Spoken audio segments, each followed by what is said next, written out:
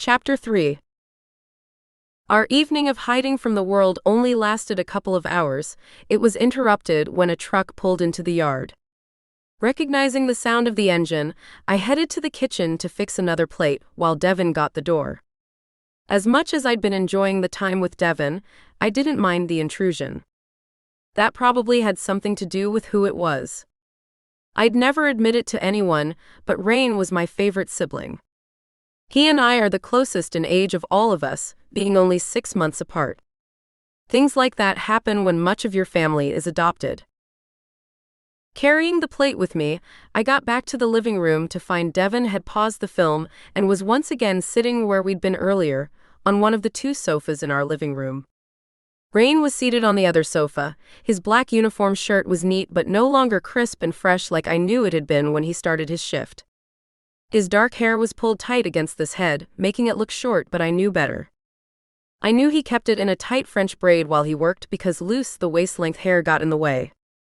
He sat at the corner where the 2 couches met, meaning he was a little closer to where Devin and I had been sitting without being crowded onto one sofa. The mismatched pair of couches were a side effect of having blended 2 apartments into one house. "Here," I said. "I know you haven't taken the time to eat yet, and you're probably on your lunch break anyway." "You don't have to feed me," Rain tried to protest, but his stomach growled, betraying his hunger. I looked at him, one brow lifted as I went back to my spot next to Devin. I curled up on the couch, pulling my legs up in front of me, and leaned against my mate. "What brings you out?" Devin asked. "Do I need a reason to come see my sister?" Rain asked, resting his plate on the arm of the couch and taking a bite. "No," I felt a smile form on my lips. "But you rarely just stop to visit in the middle of a shift." He gave me a sad, almost haunted half-smile. "I've been worried about you, Nick.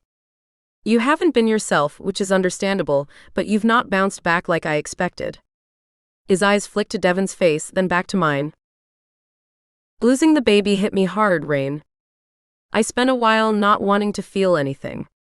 I'm coming out of that, but until this last week, I was still numb. I couldn't feel even when I wanted to." "What happened last week?" He frowned, looking confused.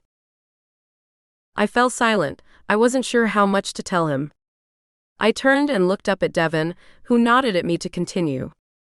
"I saw Brandon." "What?" Rain almost came out of his seat. I lifted one hand. "Calm down, I was safe. Devin, Gavin, Bill, and several others were there. I was in no danger. I knew he was back in town, but I thought they were keeping him away from you." He turned a frown on Devin, letting him know how unhappy he was. "They were, but he'd stopped cooperating. He'd insisted on seeing me. I stood in the yard while Bill and his guards brought him to see Devin. He didn't even try to talk to me." "What did he tell you?" Rain looked at Devin.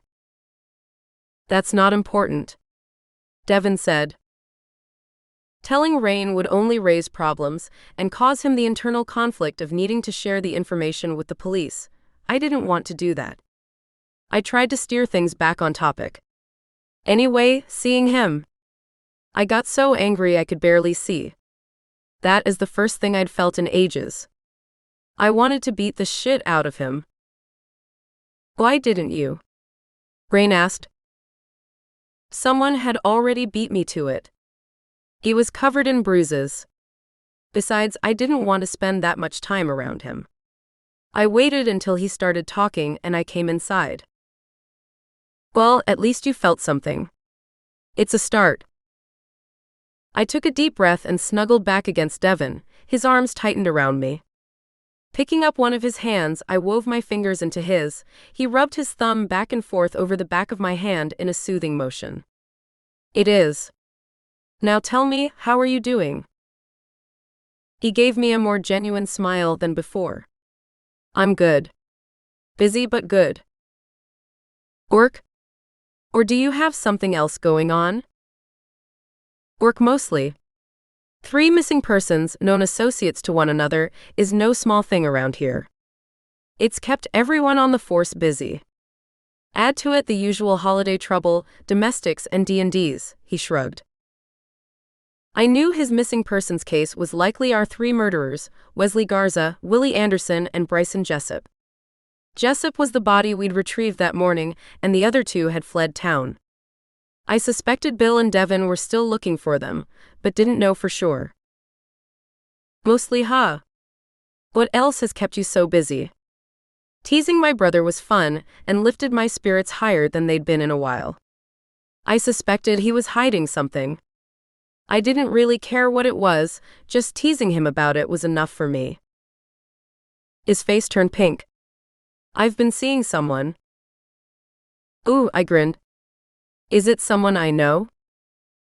The slight pinkening deepened to a dark red. Rissa Whitaker. My grin grew. I knew and worked with Rissa. She was a sweet, bubbly girl that you couldn't help but like. When did you meet Rissa? I hadn't been aware they knew each other, but then, I had been kind of self-absorbed lately. A few weeks ago, I came by the shop to see you, and she was working the front counter. She flirted a little and I asked her out. She never said anything. I was really getting into this. I felt better than I had in weeks. Rain looked down at his plate, then back up again. It's not serious, not yet. But you think it could be? It was his turn to shrug. It could. Leave him alone, little warrior. Devin said, his lips brushing my ear. I know teasing him is fun, but give him a break. His voice whispered through my mind. But it's so much fun. I sent back. All right, I said aloud.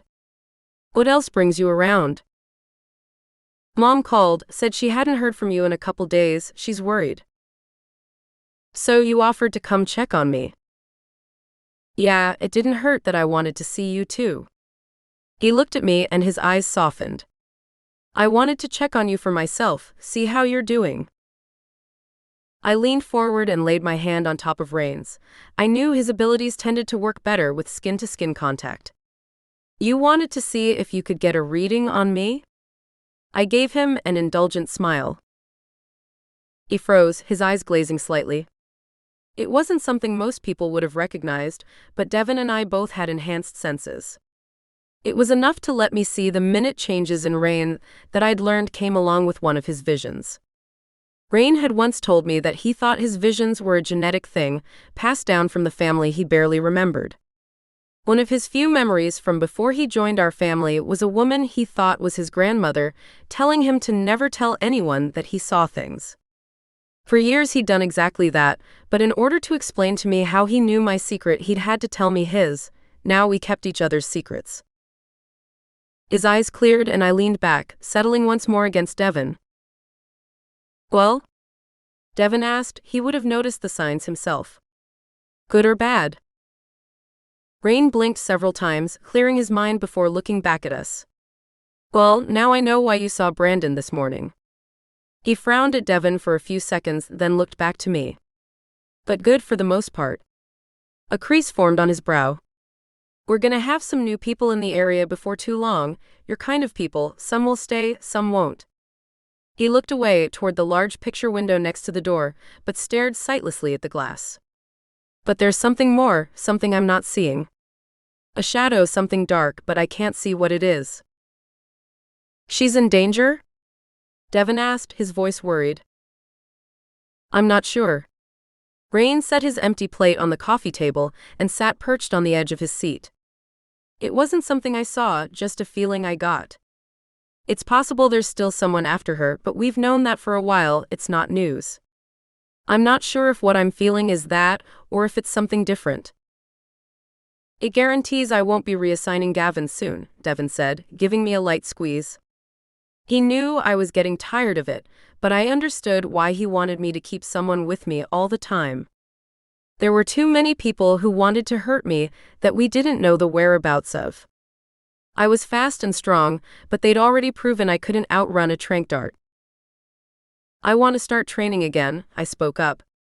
There's no longer any reason I can't work on hand-to-hand combat. I want to get back to the workouts and practicing so I can defend myself. Rain looked haunted for a moment, and I knew he was thinking about why we'd stopped training. I'd gotten pregnant, and no one wanted to risk hurting me or the baby, but that wasn't a concern anymore. That's a good idea. He took a deep breath and let it out slowly. You can use my place if you want, but it's probably not a good idea for me to spar with you. I can watch and give you directions and pointers if you'd like, though. I pulled my mouth to one side while I watched him, trying to gauge his need to help. No need, Devin put in. Nickie keeps a full gym for the enforcer team. Bill helped him put it together a while back. The agreement is we all get to use it whenever. I'll take you there, you can spar with some of the enforcers. Rain's brows lifted. That's a good idea. They'll know how to teach you to use your strength and speed to your best advantage. He looked pleased with the idea that I would be taught to use my new abilities, even if he wasn't involved. It'll be fun. I couldn't help but grin. I looked forward to having a chance to get a little exercise.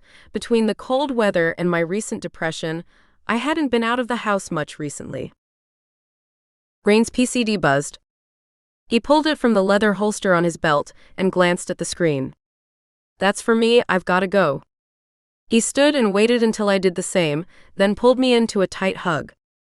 You look better than you have in a really long time, sis. I'm glad.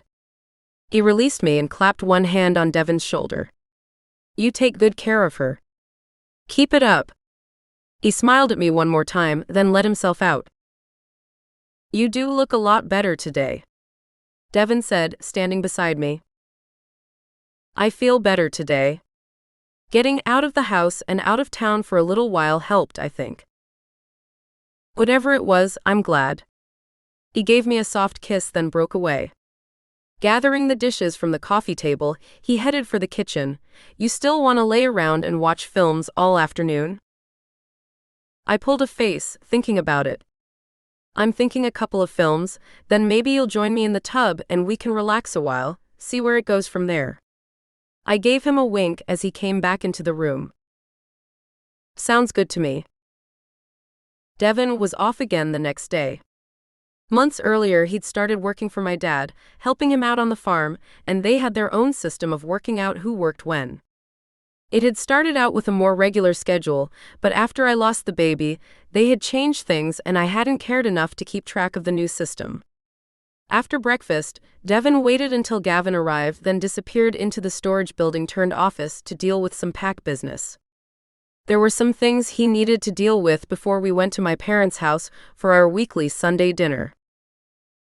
What's the plan for today? Gavin asked as he took a seat across from me at the table. He sipped from the mug of coffee he'd poured himself as soon as he came in. I need some exercise.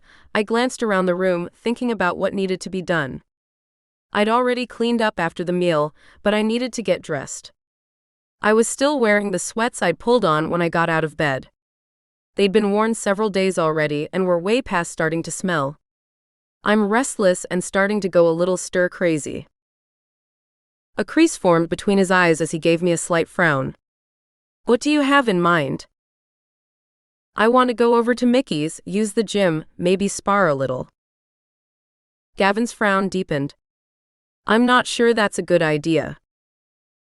Why not? I asked. I don't know if Devin would approve, or the Aniquitos. I smiled, happy I could fix at least part of the problem. Devin knows I want to start working out again. He's the one who suggested Mickey's. He was teaching me to defend myself before. I trailed off for a moment.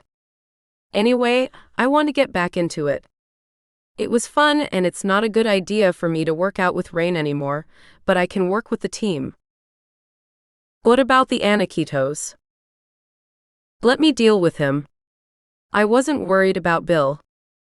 I knew all it would take to convince him was for me to tell him how much better it made me feel knowing I could defend myself should someone try to kidnap me again.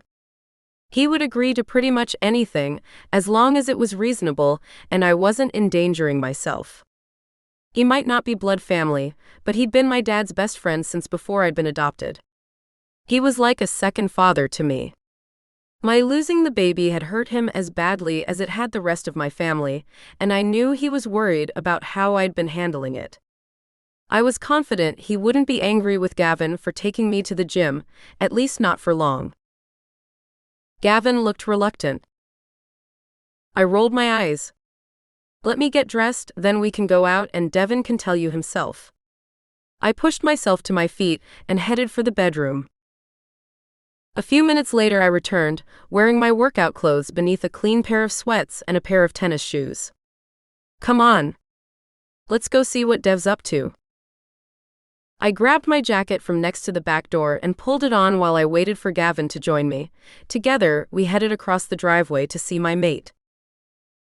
I opened the shop door without knocking, hurrying inside so Gavin could come in and close the door, blocking the cold wind out. What's up? Devin asked, looking up from the papers scattered across the surface of the desk when we came in. He sat behind the small, utilitarian metal desk Bill had given us when I'd mentioned that I was looking for one. I want to go work out, but Gav won't take me to Mickey's, I said, sitting in one of the two chairs angled in front of the desk. Devin looked at me for just a second, then flicked his eyes to Gavin. Is there some reason you don't want to take her? Gavin hesitated just a moment. I wasn't sure you'd be okay with it. He's worried about what Bill will say too, I piped up. Gavin shot me an unhappy look that silently called me a tattletale and shrugged in Devin's direction. I don't want to be responsible if she gets hurt. I'm not gonna get hurt. I rolled my eyes.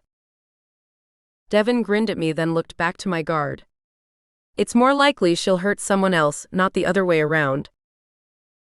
Gavin's eyes widened, as if he didn't really believe what Devin said. His look made Devin laugh out loud. The last time we sparred, she would have seriously hurt me if I'd been human. She hadn't learned to temper her strength while fighting. In fact, she may still have trouble with it. She hasn't had to fight since then, and that means she hasn't had the opportunity to learn. He looked down at the papers in front of him, then back up at us. He made the decision in a second and stood, pushing his chair out behind him. Come on, let's all go. You sure? I asked, hesitant. I didn't want to interrupt him. I knew he had things that had to get done. Yeah, I need to get out of here too. Let's go. He wrapped one arm around me and eased me toward the door, grabbing his jacket with his other hand. Gavin followed, locking the office door behind him. Gavin and I went to Devin's pickup and got in while Devin went in the house to get his keys and lock up. I sat in the middle as was becoming habit. I'd just gotten my seatbelt buckled and comfortable when Devin climbed in the behind the wheel. This is gonna be fun. He gave me a swift, hard kiss and started the truck.